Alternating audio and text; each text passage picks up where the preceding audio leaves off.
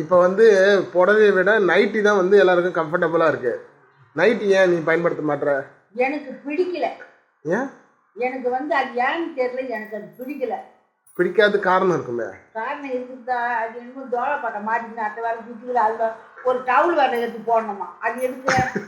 அது தேவையே இல்லை. அந்த நைட்டியும் வேணாம், எனக்கு எதுவுமே வேணாம். புடவை மட்டும் கட்டுறோமா, பின்னாடி தெரிஞ்சாலும் பரவாயில்ல.